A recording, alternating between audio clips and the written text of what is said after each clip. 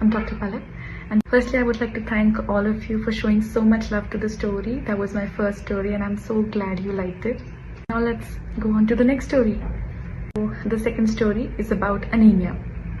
Again, one of the leading causes in India that could lead to maternal mortality.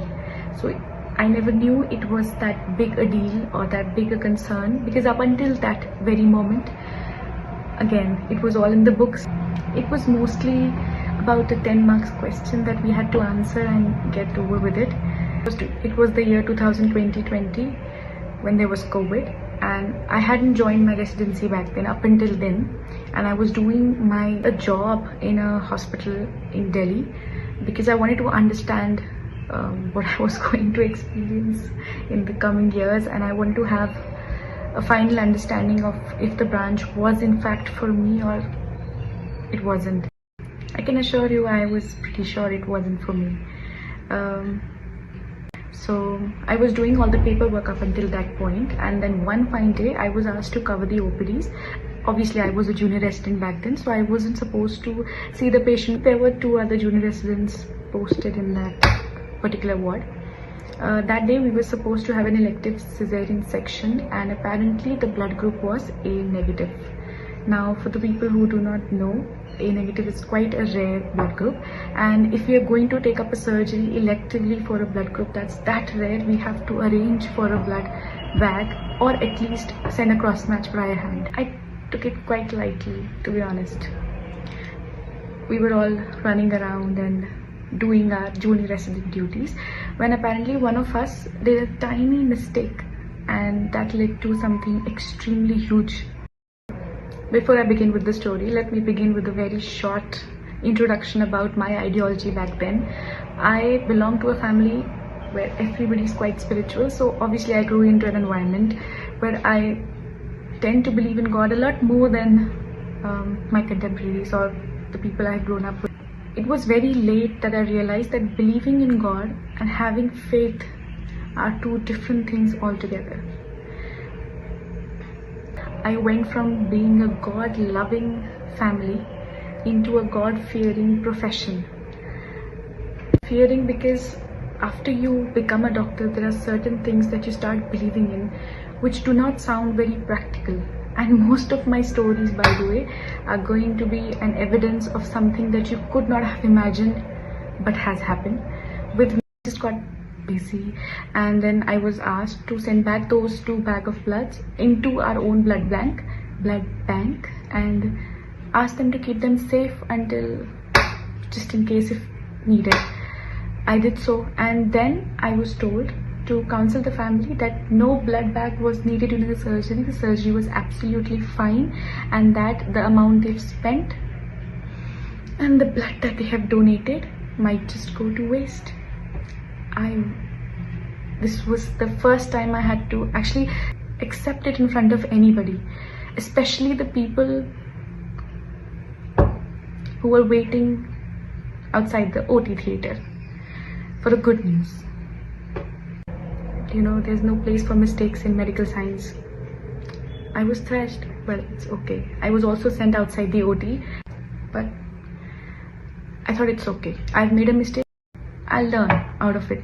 I'll learn when they'll be angry, when they'll be sad, when they'll tell me the kind of money, the places they've arranged the money from. At least this will be a lesson in my life. But anyway, I was prepared that I had to go out there and I had to tell them that I made a mistake. But the good thing is the surgery went well. The patient doesn't need blood. The baby is perfect, and I was even somehow prepared. Already 4 o'clock, and by 4 p.m. the OPDs shut down. They mostly the doctors who posted in the OPDs, they actually leave the hospital, and the doctors who are posted for emergencies or on-call doctors, they only continue with their duties.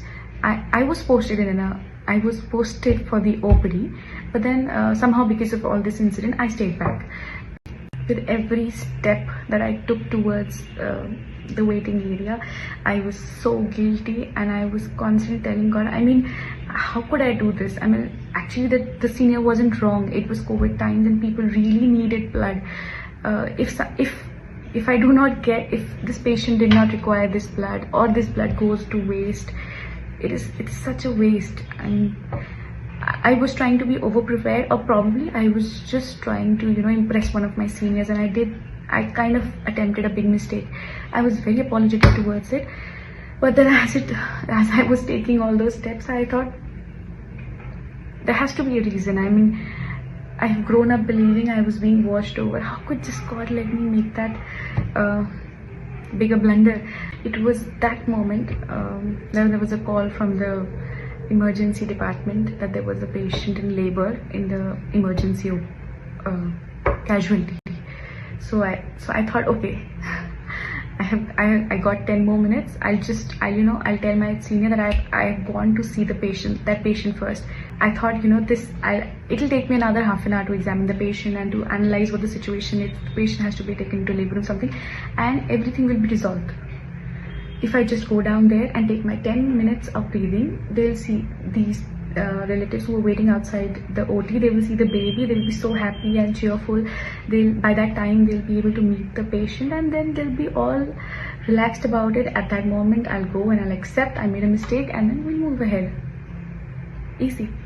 So I rushed down to the casualty, and I was just running my eyes to find that one healthy woman who would have a very big belly, probably 9 months, probably in labor, and then I'll go up to her and examine. But I saw, but I couldn't see anything there. I couldn't see anybody there. So I asked the sister, where is the patient? She said she's in the minor OT. We couldn't keep her outside. She's bleeding profusely.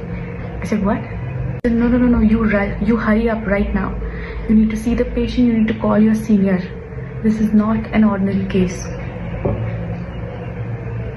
This was not going to be an easy duty.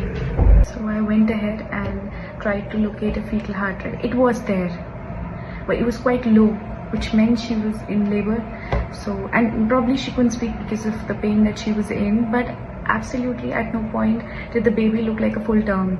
The baby was somewhere around 32 weeks, and that was quite scary for me.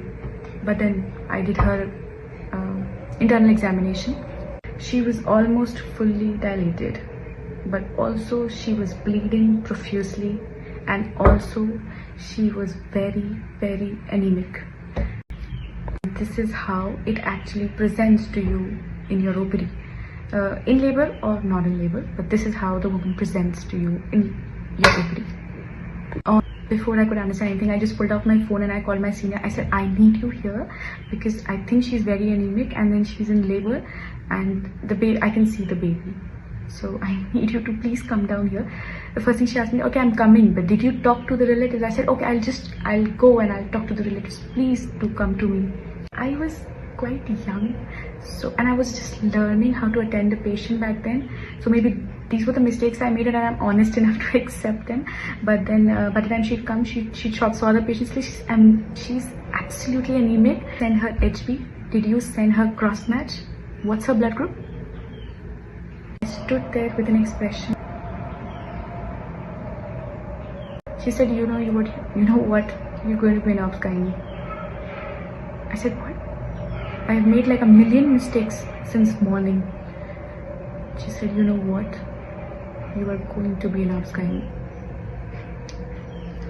I did not believe her then, and I rushed out.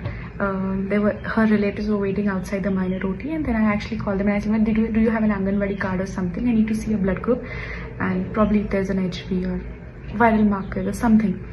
They gave me the card. I opened the card, and the blood group said A negative. At this point, I should not have been happy, but I was so relieved. That I know about the money, I know it cost a lot. I still understand the people who made so many efforts to arrange it for their patient. Probably their patient not needed, but maybe it was for somebody else. I whispered in my senior's ears, it's A negative. Should I get it? She said, you're lucky this time. Maybe you won't be the next time. So be careful, but then take permission, ask them if we can use the blood they had reserved, and please check the ICU and the recovery room for the patient, because if she's stable and if we can use her blood, go ahead. It was that big deal that I was ready to pay, because I remember those times, the COVID times. There was so much going on in every hospital, probably in all the parts of the world. But then particularly in Delhi, there were so many patients who were just dying because there was no oxygen, there was no blood, there was no drugs, there was no protocol. And I made a mistake. I talked to the relatives and I told them that I made a mistake and I'm very apologetic about it. The patient's relatives were very kind enough to allow me to use the blood that was reserved for their patient for another patient, and they very politely said that because of us, the blood we donated, if only somebody's life could be saved.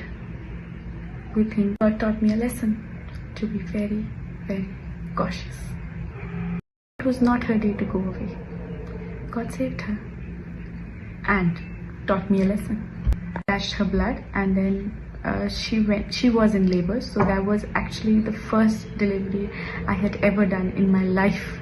And I remember her face, her husband's face, her child's face, everybody, because I accept I made a mistake, but then probably that mistake was for somebody else. Probably I was being washed over, and maybe she was too.